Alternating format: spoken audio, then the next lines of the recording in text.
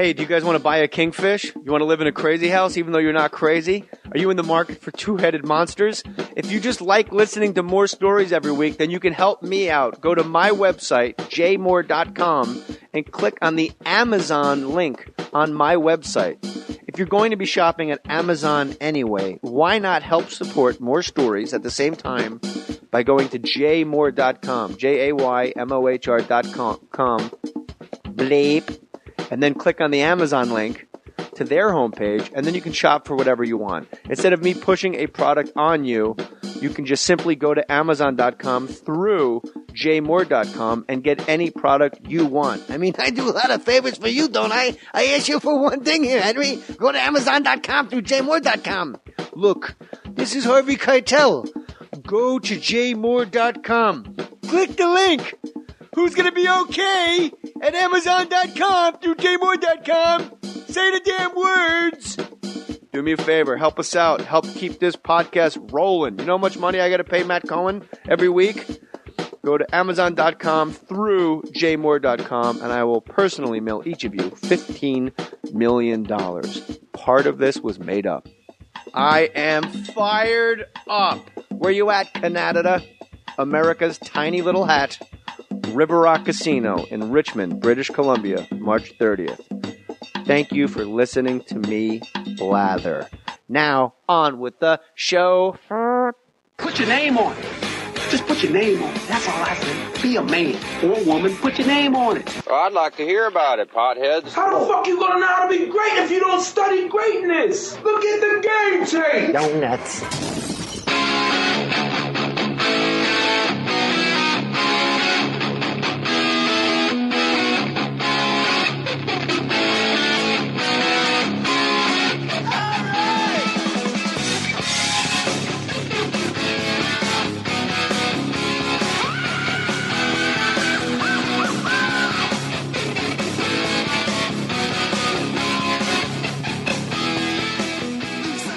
Oh, yes. Alonzo Bodden in the house. You can see him on Twitter is it at Alonzo Bodden? It is at Alonzo Bodden.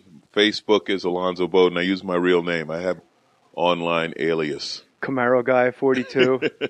Milkman 420. You, B-O-D-E-N? Two D's. B-O-D-D-E-N. That's what I thought. I can prove it to you on my phone. It's B-O-D-D-E-N. Oh, I believe you.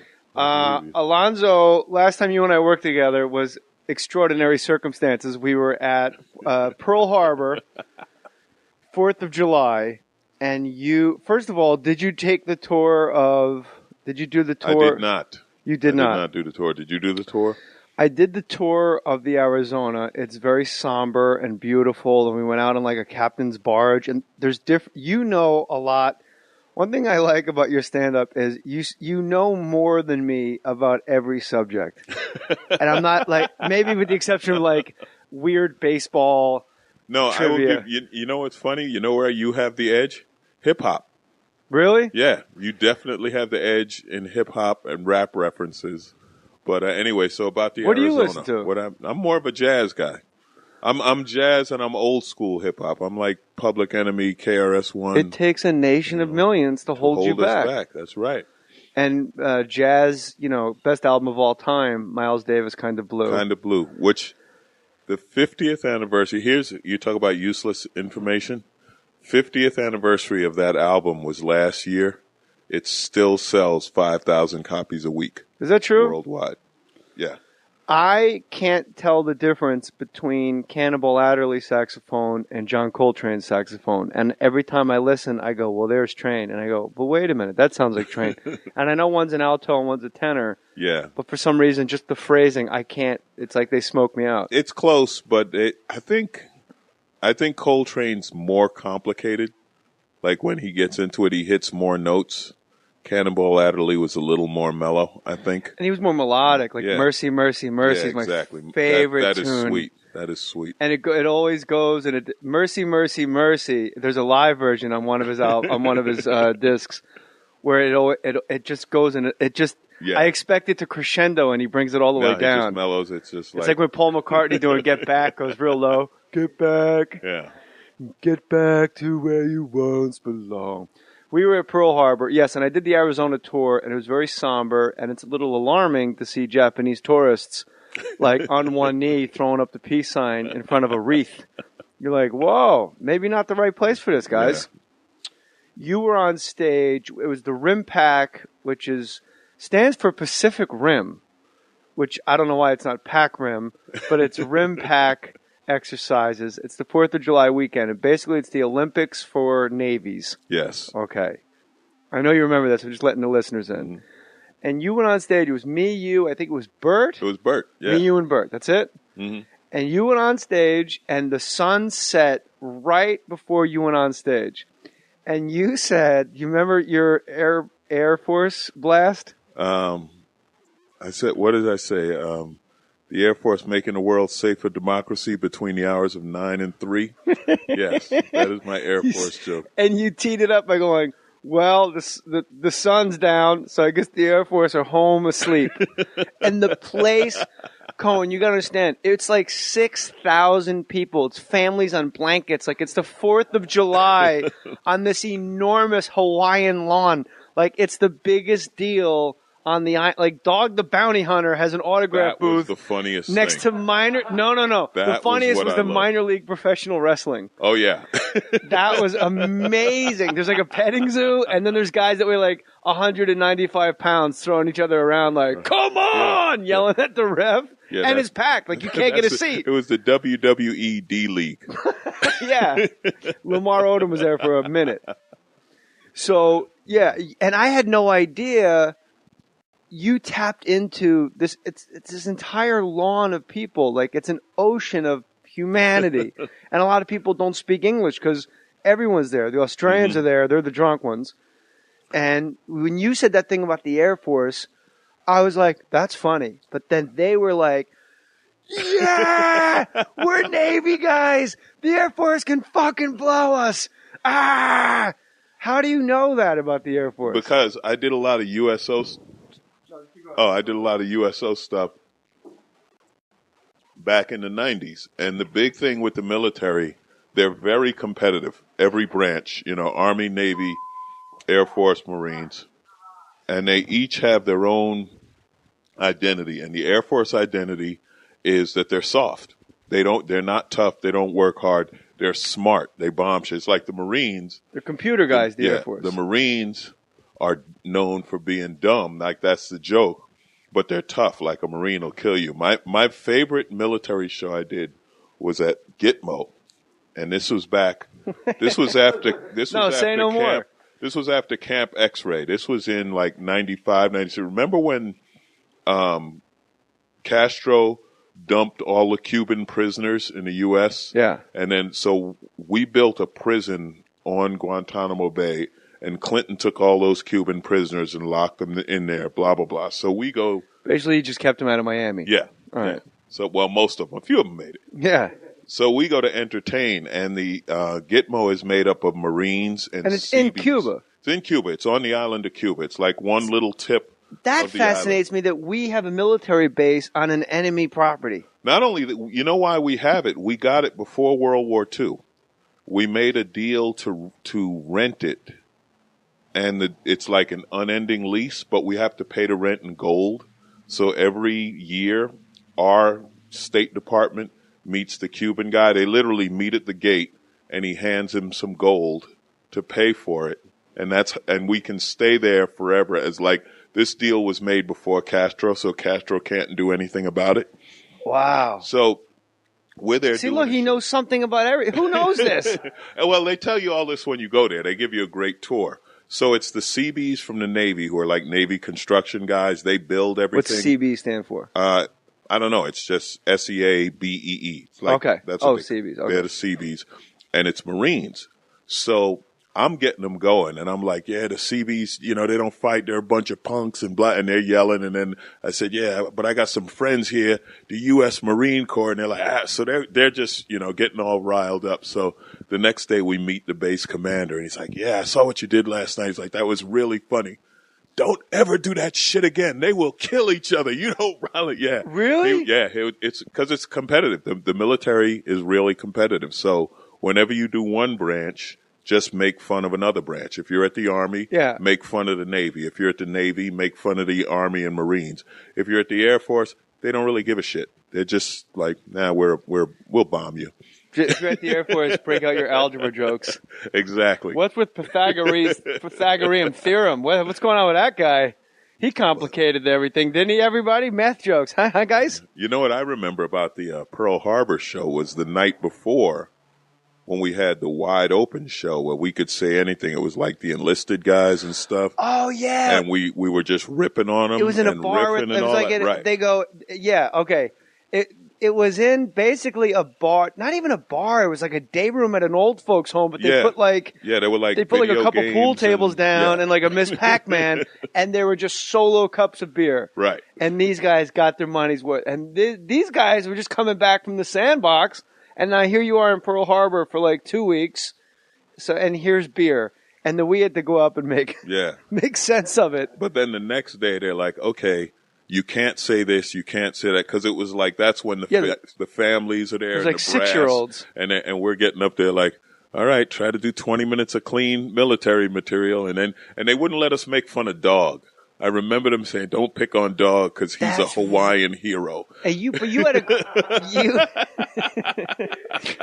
him and June Jones. Yeah, they're on the who would be the Mount Rushmore of Hawaiian heroes that are not Hawaiian? I mean Hawaiian by blood. Because I was going to say, wouldn't Don Ho be up there? Don Ho is, of course, that guy that is somewhere with a rainbow on the ukulele that big 600-pound guy. Yeah. I guess Magnum has to be on there. But then you got to put TC and Higgins up there. And what about the Doberman over Higgins' shoulder? Yeah, Magnum has to get a shot. All right, so Magnum, Dog, June, Is Keanu Hawaiian? No, he's from here. He's got you. See, he's got you faded too. Look at the look in his eyes, the faraway Keanu look. Jack Lord, original Hawaii 5-0. So the Mount Rushmore of Hawaii is Magnum PI. Is it Tom Selleck? No, it's Magnum. Is he in character? Dog's in character. We got to put him in character. Well, Dog lives Dwayne. the character. Right, yeah. You know? But he's not like, hi, I'm Dwayne. Yeah. And on TV. So it's Magnum PI, Dog the Bounty Hunter. I'm going to put June Jones. He took them to a couple bowl games. Yeah. And who was the other one you said? Jack Lord, the original guy from Hawaii 5-0. That is awesome. You got to tweet Alonzo and me. Include us both. Oh, that's the other thing. When you tweet me in response to, say, like Brendan Walsh or Neil Brennan or someone's show, and it's about that person, if you don't include them in the tweet, I can't retweet the whole thing and go, hey, look. So it's just a lot easier if you want to add to this shenanigans. I know you're going to tweet me probably at jmoore37, but include Alonzo in on it. That's right. So I don't have to go, did you read my timeline so you can see all the things they wrote? You had a great dog. I have to go ahead. I have to tweet that I'm here now. Right? You do it, man. Social media. Social media, baby. Working for no one but Dane Cook since 1999. And God bless him. I'm pro Dane Cook. Oh, so am I. Good. We can get into that whole thing, that kid, in a minute. We'll see if we can do the whole conversation without mentioning that other kid's name that wrote the article about Dane Cook. I'm okay with that. You had a great Dog the Bounty Hunter joke. Do you remember what that was? No, this is your life. You said, they're like, they really were like bananas. Like, look, don't make fun of Dog. He's a Hawaiian hero. That's what they said to us. I'm like, he's next to like the D League, as Alonzo said, of wrestling. You know, they're just regular sized dudes wrestling, and a petting zoo. But honestly, the line to get Dog the Bounty Hunter's autograph was, you can't say how long it was by a unit. The unit of measure isn't length. The unit of measure for the line was time. Yeah, it's because like Disneyland. It was all day. Right. It never ended. Yeah, it was like and then when they closed, came in, get in line for Dog. Yeah, so the unit of measure isn't like it went around the block. No, it went around the sun going down, and they said like literally we're removing the porta potties. He has to go home. And I'm like, this is Dog. And Alonzo goes, yeah, I saw Dog the Bounty Hunter. How hard is it to be a bounty hunter on an island? If you just stand in one spot, do you remember it now? He goes, if you just stand in one spot, they're just going to run past you. Just wait. You said it funnier. Just wait. Yeah.